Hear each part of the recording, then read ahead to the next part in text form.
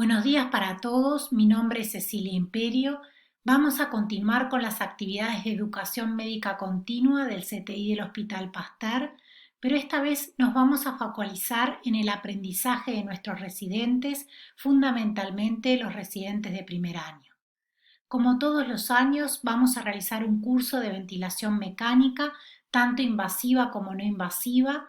Debido a la situación epidemiológica actual, no será presencial y aprovecharemos la plataforma de YouTube para colgar las diferentes exposiciones. Vamos a iniciar hoy con el soporte no invasivo, comenzando con el oxígeno de alto flujo. La insuficiencia respiratoria aguda es una causa frecuente de ingreso a unidad de terapia intensiva. La oxigenoterapia continúa siendo su primer línea de tratamiento. Esta se define como la administración de oxígeno a concentraciones mayores que las ambientales. Podemos administrar oxígeno de forma invasiva o no invasiva. Sin embargo, siempre que sea posible, se deberá tratar de evitar la instauración de un soporte invasivo, teniendo en cuenta las complicaciones inherentes a su tratamiento, fundamentalmente las infecciosas, como neumonía y sinusitis, pero también otras como lesiones de la vía aérea superior, aumento de los requerimientos de sedación y analgesia, con la consiguiente prolongación de la ventilación mecánica y la incapacidad de los pacientes para locución y tragar. La oxigenoterapia convencional mediante máscara simple, cánulas nasales, aplican un flujo de oxígeno hasta 15 litros minuto en condiciones no ideales de temperatura y humidificación. Esta limitación del flujo administrado supone que para alcanzar los flujos inspiratorios del paciente con insuficiencia respiratoria se mezcle con el aire ambiental, determinando una caída de la fracción inspiratoria de oxígeno. Esta situación tiene poca traducción clínica en pacientes con hipoxemia leve, pero en pacientes con hipoxemia grave la corrección puede ser insuficiente. Una alternativa es el uso de ventilación invasiva, si bien sabemos que su principal limitante es la intolerancia al sistema. Una reciente alternativa de soporte no invasivo es la oxigenoterapia de alto flujo, que permite administrar todo el gas inspirado por el paciente, humidificado y calentado para su mejor tolerancia a una fracción inspiratoria constante de oxígeno que puede llegar a 1, independientemente de su patrón ventilatorio. Hasta hace unos pocos años, esta técnica había quedado limitada fundamentalmente a neonatos. Sin embargo, su uso en pacientes y adultos se ha ido incrementando exponencialmente a lo largo de los años. Con respecto al equipamiento, necesitaremos una interfase con el paciente, tubuladuras no condensantes, un sistema de administración de alto flujo y un sistema de humidificación y calefacción. Las interfaces que vamos a utilizar son cánulas nasales especiales de silicona, más largas que las convencionales. Hay diferentes tamaños que se debe seleccionar aquel que se adapte mejor al paciente. Cabe destacar que no debe ocluir totalmente el diámetro interno de la narina para evitar así lesiones de apoyo. Además, existen adaptadores para los pacientes traqueostomizados. Las tubuladuras deberán tener mecanismos para la prevención y minimización de la condensación, ya que eso favorece la contaminación del circuito y la aparición de infecciones.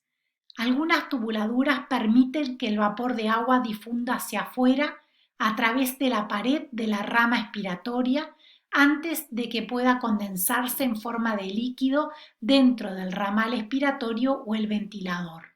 Esto posibilita que el sistema pueda estar cerrado, evitando la manipulación y el riesgo de contaminación. Existen 3 tipos de generadores de flujo: Primero, el mezclador de aire y oxígeno conectados a un sistema de humidificación. Son ejemplos comerciales de estos el OptiFlow y el Vapotherm. En segundo lugar, sistemas de turbina humidificador. Estos no requieren fuente de aire. Ejemplo comercial, el Airvo 2. Y por último, el tercero, el ventilador convencional con circuito de alto flujo conectado a un humidificador. En esta diapositiva vemos mezcladores de aire con oxígeno, OptiFlow o Vapotherm. Aquí vemos sistemas de turbina humidificador. Estos no requieren fuente de aire y el ejemplo es el Airvo 2. Acá tenemos un ventilador convencional con un circuito de alto flujo. La clave fundamental para su uso clínico es la humidificación y calefacción efectiva del gas administrado. Ahora bien, ¿por qué el oxígeno de alto flujo mejora la insuficiencia respiratoria? Los mecanismos de acción serían una menor dilución del gas inspirado, efectos CPAP-like, disminución del espacio muerto, disminución del trabajo respiratorio con un menor costo metabólico. El oxígeno de alto flujo tiene la posibilidad de suministrar un flujo suficiente para satisfacer el pico de demanda inspiratorio del paciente, por lo que la fracción inspiratoria suministrada se aproxima a la fracción inspiratoria de oxígeno que recibe efectivamente el paciente. En condiciones normales, el pico flujo inspiratorio es de 30 a 40 litros minuto, por lo que este podría ser a priori el flujo de inicio. En pacientes con insuficiencia respiratoria aguda grave, el pico flujo es mayor. Es en estos pacientes donde el fenómeno de dilución es especialmente importante. Mostramos un ejemplo del tratamiento con oxigenoterapia convencional con cánula nasal. En gris oscuro se ve el flujo aportado por la oxigenoterapia y cómo requiere de aire ambiental, en gris claro, para completar el flujo del paciente con la siguiente dilución de la fracción inspiratoria de oxígeno resultante. El oxígeno de alto flujo aporta todo el flujo inspiratorio del paciente, por lo que la fracción inspiratoria de oxígeno se mantiene constante. Genera una cierta presión positiva en la vía aérea. Uno de los mecanismos de generación de esta presión es la resistencia a la aspiración que se genera cuando el paciente respira contra un flujo de gas entrante y continuo. Es lógico asumir que con la boca cerrada la resistencia a la aspiración es mayor y que el incremento del flujo entrante genera mayor resistencia expiratoria. Varios estudios han demostrado que con la utilización de flujos entre 35 y 60 se consiguen presiones medias de 2 a 3 centímetros con la boca abierta y de 5 a 7 centímetros de agua con la boca cerrada. Esta presión positiva mejora la oxigenación mediante el reclutamiento de unidades colapsadas, aumentando el volumen pulmonar al final de la expiración en la insuficiencia respiratoria aguda secundaria shunt, por ejemplo en el edema pulmonar lesional o cardiogénico. En la exacerbación de POC, esta presión positiva expiratoria disminuye el esfuerzo inspiratorio al contrarrestar la PIP intrínseca. El flujo administrado en la nasofaringe lava el anhídrido carbónico del receptáculo anatómico, lo que evita su reinhalación y proporciona un reservorio de gas fresco. Este hecho reduce el espacio muerto anatómico incrementando así la ventilación alveolar. Durante la inspiración, la presión negativa limita el flujo inspiratorio debido al colapso que se produce en la nasofaringe. El oxígeno de alto flujo genera un cierto grado de presión positiva en la vía aérea superior que permite contrarrestar este fenómeno. Los gases alveolares son calentados a una temperatura de 37 grados. Para este valor térmico, la saturación de agua es un 100%, de forma que en la porción superior de las vías aéreas, nariz, senos paranasales, faringe, laringe, tráquea, los gases inspirados son calentados y humidificados. Esto tiene un costo metabólico. Por ejemplo, si nosotros inspiramos aire ambiental a 22 grados con una saturación de agua de 50%, el costo energético de calefaccionar y humidificar ese gas para un adulto con un volumen corriente promedio de 500 mililitros y una frecuencia respiratoria de 12 es de aproximadamente 156 calorías minuto. Este costo aumenta en pacientes con insuficiencia respiratoria aguda debido al aumento del volumen minuto. El oxígeno de alto flujo ahorra el costo metabólico de proporcionar gas correctamente acondicionado. Esto determina una mejor función mucociliar, facilita la fluidificación y expulsión de secreciones, disminuyendo la formación de atelectasias, mejorando la relación ventilación-perfusión y con la consiguiente mejoría de la oxigenación. Ahora bien, ¿cuáles son las ventajas del oxígeno de alto flujo? Es fácil de implementar y de monitorizar, produce mínimas lesiones faciales, no genera claustrofobia, mantiene la locución y deglución, lo que lleva a mayor confort y tolerancia del sistema, requiriendo menor sedación para su instrumentación. Con respecto a las desventajas, puede producir irritación nasal, rinorrea, sensación de calor, alteración del olfato.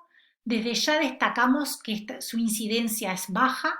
También, por supuesto, limita el movimiento del paciente, pero su mayor desventaja es el riesgo del retraso en la intubación orotraqueal, por lo que siempre deberemos estar atentos, monitorizar adecuadamente al paciente y saber interrumpir tempranamente su terapia cuando fracasa. Ahora bien, ¿cómo vamos a implementarlo? Destacar desde ya que es una técnica que se puede instrumentar en CTI, pero también en emergencia, sala de cuidados moderados. Explicaremos adecuadamente el procedimiento a nuestro paciente, sabiendo que su colaboración es fundamental para el éxito del oxígeno de alto flujo. Seleccionaremos las cánulas siliconadas que mejor se adapten a nuestro paciente, cuidando que no ocluyan totalmente la narina para evitar lesiones a dicho nivel. El flujo inicial será de 30 a 40 litros minuto, incrementándolo hasta equiparar el flujo inspiratorio de nuestro paciente. La temperatura seleccionada será siempre 37 grados, nivel óptimo equiparable a la temperatura a nivel alveolar, ahorrando así el costo energético de su acondicionamiento. La fracción inspiratoria de oxígeno será seteada contra la saturación de oxígeno de acuerdo a la etiología de la insuficiencia respiratoria aguda. Si es de novo, será entre 90 a 95 grados. Si se trata de una enfermedad pulmonar obstructiva crónica retencionista, será de 88 a 92%. Ahora bien, ¿cómo vamos a monitorizar a nuestro paciente? Parámetros clínicos como la frecuencia cardíaca, frecuencia respiratoria, saturación de oxígeno, monitorización del trabajo respiratorio a través del uso de la musculatura accesoria, de la sincronía tóraco-abdominal, y para clínicos como gasometría arterial antes de su instauración y a la hora o 2 horas del inicio. Importante destacar los predictores de fracaso, como son la insuficiencia respiratoria refractaria, la sincronía tóraco-abdominal. El índice de ROX también puede ser útil, relaciona la saturación de oxígeno con la fracción inspiratoria y de oxígeno y la frecuencia respiratoria. Los criterios de interrupción son la depresión de conciencia, el mal manejo de secreciones, necesidad de protección de la vía aérea, incapacidad para mejorar la disnea o el intercambio gaseoso, también las arritmias graves y la inestabilidad hemodinámica. Teniendo en cuenta siempre que el retraso en la implementación de la asistencia respiratoria mecánica invasiva aumenta la morbimortalidad. Con respecto a la desvinculación, no hay a nivel de la bibliografía internacional un protocolo a seguir. Se recomienda inicialmente descender la fracción inspiratoria de oxígeno de 5 a 10%, y cuando se logra fracciones inspiratorias de oxígeno de 0,4, proceder a descenso de flujo de a 5 litros revalorando a la hora. Consideraremos la desvinculación cuando la fracción inspiratoria de oxígeno sea menor a 0,4 y el flujo menor a 25 litros minuto. Hay autores que recomiendan inicialmente alternar con oxígeno convencional y otros que lo retiran de una sola vez.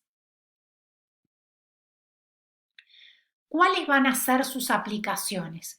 Puede utilizarse en la insuficiencia respiratoria de novo, o sea, aquella insuficiencia respiratoria predominantemente hipoxémica, en la preoxigenación para la intubación orotraqueal, durante procedimientos invasivos, desvinculación a la asistencia respiratoria mecánica invasiva, cuidados paliativos y otras etiologías de insuficiencia respiratoria que analizaremos a continuación. Se objetiva en la insuficiencia respiratoria aguda una mejoría de la oxigenación, menor trabajo respiratorio, objetivable por una reducción de la frecuencia respiratoria y uso de musculatura accesoria, mejor manejo de secreciones y una disminución de la necesidad de la asistencia respiratoria mecánica invasiva. Este es un estudio prospectivo, randomizado, controlado, que incluyó 310 pacientes de 23 unidades de CTD admitidos por insuficiencia respiratoria aguda secundaria a neumonía, randomizados a recibir oxigenoterapia convencional, oxigenoterapia de alto flujo y ventilación no invasiva. Las características basales fueron similares.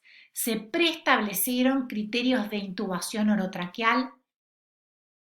Se excluyeron pacientes con enfermedad respiratoria crónica, edema pulmonar cardiogénico y neutropenia severa. El porcentaje de intubación orotraqueal fue menor en los pacientes con oxígeno de alto flujo, pero la diferencia fue no significativa. En un estudio post-hoc en 238 pacientes con insuficiencia respiratoria aguda severa, la intubación orotraqueal fue menor en pacientes con oxígeno de alto flujo, esta vez con una diferencia significativa. La aplicación de oxígeno de alto flujo cumplió también dos objetivos secundarios: menor mortalidad a los 90 días.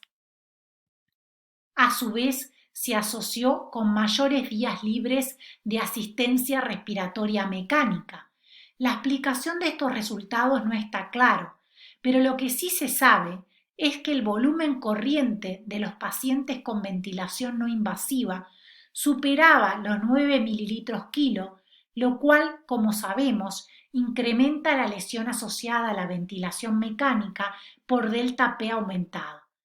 Esto puede explicar los resultados a favor del oxígeno de alto flujo. Independientemente de esto, es a partir de este trabajo que se introduce el oxígeno a alto flujo como una herramienta útil en el tratamiento de la insuficiencia respiratoria aguda en pacientes refractarios a la terapia con oxígeno convencional. Ahora bien, ¿cuáles son sus indicaciones?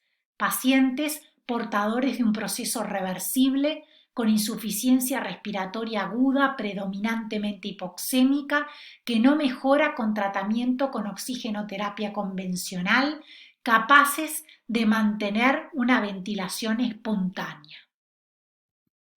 Dentro de la insuficiencia respiratoria aguda de novo se incluye la neumonía por COVID-19.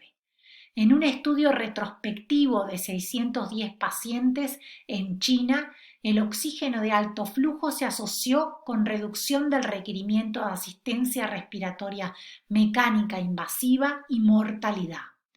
Es importante destacar que deberemos colocar el sistema y luego encender el flujo. En estudios con maniquís se demostró que la utilización de máscara quirúrgica por encima de las cánulas siliconadas reduce la dispersión del aire exhalado.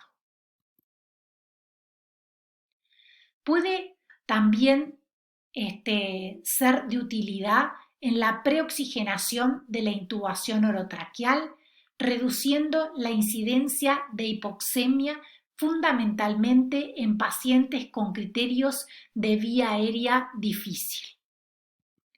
Es una herramienta útil durante procedimientos invasivos para evitar la hipoxemia, mejorando el confort y logrando así mayor tolerancia al procedimiento. En el edema pulmonar cardiogénico, su aplicación reduce la disnea y frecuencia respiratoria. Se objetiva una mejoría de la hipoxemia. La aplicación de una presión positiva expiratoria mejora el volumen pulmonar al final de la expiración por reclutamiento alveolar y a su vez produce un efecto hemodinámico con caída de la pracarga.